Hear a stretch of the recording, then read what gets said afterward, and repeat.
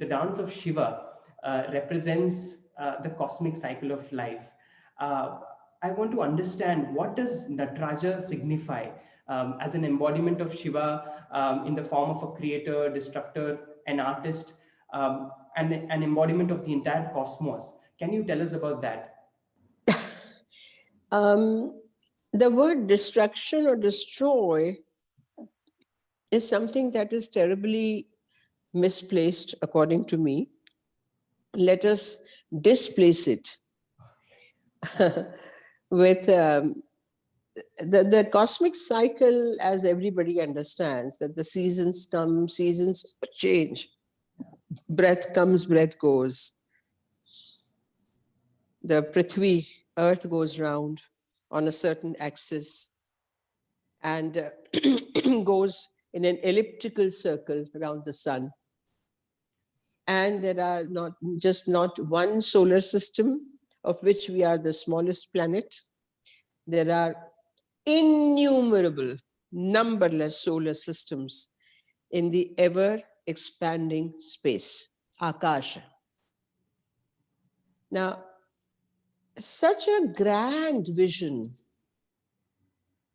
And I think this is the speciality of the Indian mind, that while describing the majesty, they can encapsulate it with an image or with a sutra, with just it. Then you start dissecting it layer by layer, trying to understand it, and you say, oh, okay.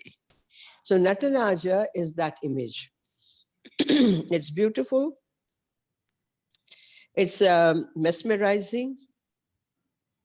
It is very mystical.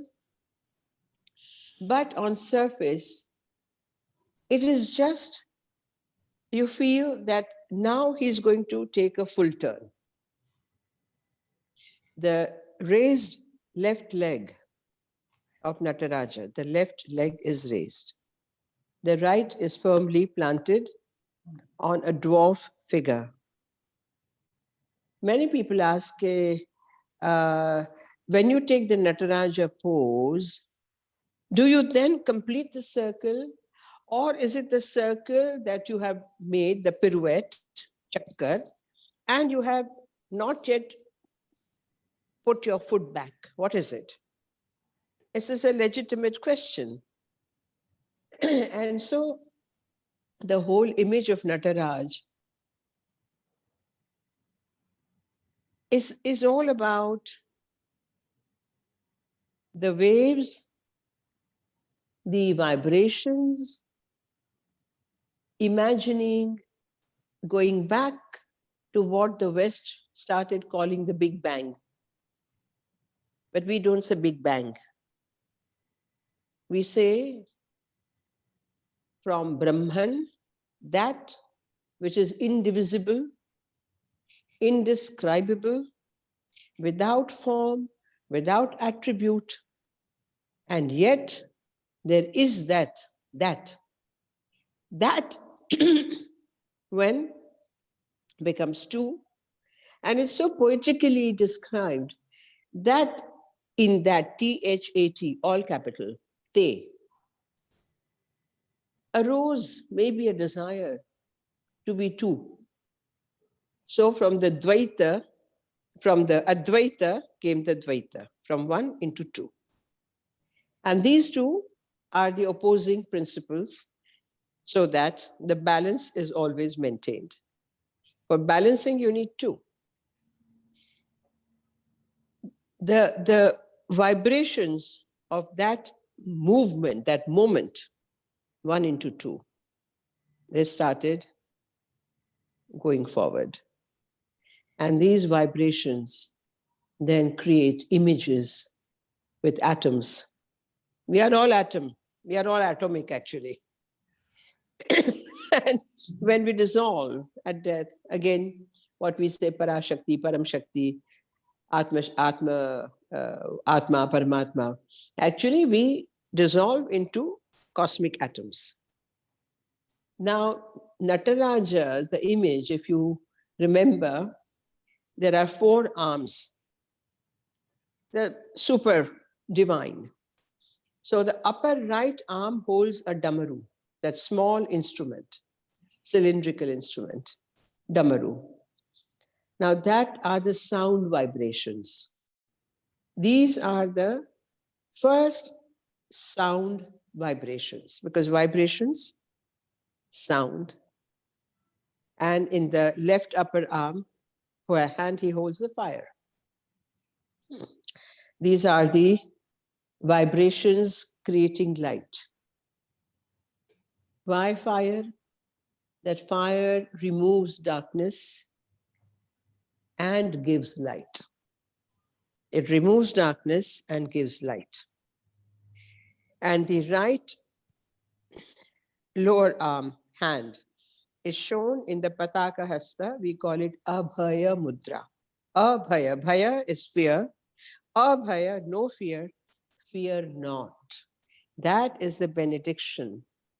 And the left lower arm is thrown across the torso, which is we call in a Kari Hasta posture. Kari is elephant, like the elephant trunk.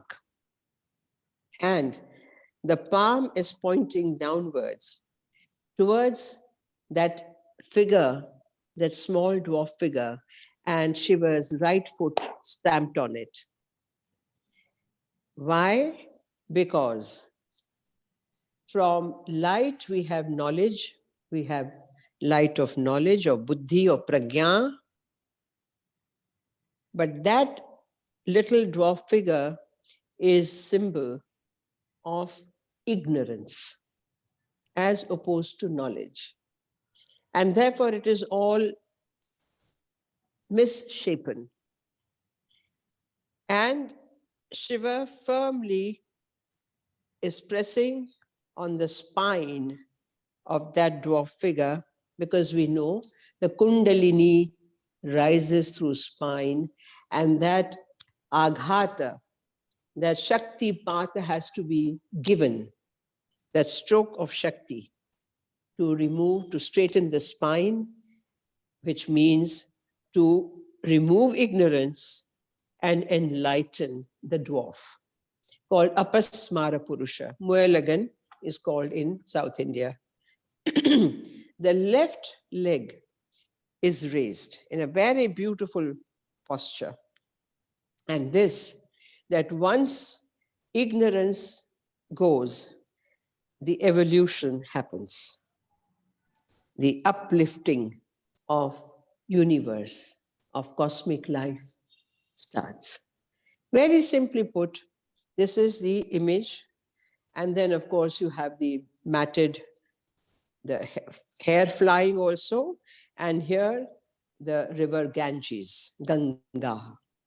Now, Ganga is actually the flow of energy. The flow of energy. You need energy to enliven the creation. Ganga is not just a river. Of course, it's a river for us in India and one of the big rivers in the world. Gam gacchati iti Ganga. Anything that flows is Ganga. And this is the flow of energy. Without energy, there's nothing. And the moon is there as a symbol of the planetary systems, which Shiva, this Nataraja figure, points to, upholding all the planetary figurations, configurations in space. And the third eye is the mystical eye. We all have it. And that is the Yoga Diksha. That is what the Dikshit people who are seekers and seers, they get from their guru when the guru presses here and awakens, as it were, your inner eye, third eye, the mystical point, which is, I think, in Christianity also, when they baptize and all that. Now, apart from that, there are several other symbols. But coming to your basic point, the creation begins with the vibrations. Creation continues with the constant flow of energy. And where the knowledge arises with the fire, and creation goes into dissolution. It is dissolved before it is resolved again and comes into being. Anything that is has to dissolve again to blossom. So it's a constant movement. And that movement is shown through the, as if he's about to turn. And that is the dissolution. We dancers have, I find every time I look at Nataraj or I dance or I teach, I do find newer symbols and newer meanings. So that is not a static posture. It is a posture like the eye in the storm. In all these hurricanes and cyclones, they have the eye, the center point, around which things are happening. Now, this moment, which was seen with the mystical eye of some rishi, some muni, was that moment when, in the middle of the world, Shiva. It's a fantastic. I haven't seen anything like that, and I've traveled to world museums, smallest, biggest, like in Nicosia in Cyprus. They have 8,000-year-old figurines, Mother Goddess, and in Ankara, and in Latin America. I've been to all these places, and I always go to the museums. It's amazing that in ancient India, mother goddesses were there everywhere, because all the old civilizations were, yes, centered around the mother figure.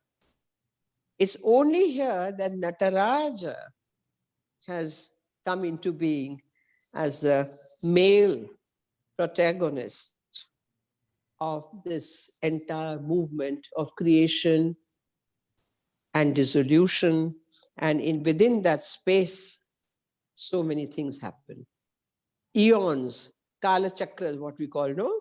The cyclical eons happen. Amazing. Absolutely, Sonalji. Absolutely, it's amazing and very, very fascinating. And there is so much of depth that I think, especially people from my generation, have to understand. Thank you so much for sharing those insights. You're welcome. This is, hello, may I add that this is in my own small understanding. And I'm sure there is much, much more to it. Absolutely. I think, like you said, it's something that there's a constant discovery, and we sort of explore more and more as we understand it. Namaste. We hope you enjoyed this Citti Media content. Please remember to subscribe to us and switch on the notifications for this channel. For our other social media links, more content, and to support our work, please visit citti.net. Dhanyavad. Namaskar.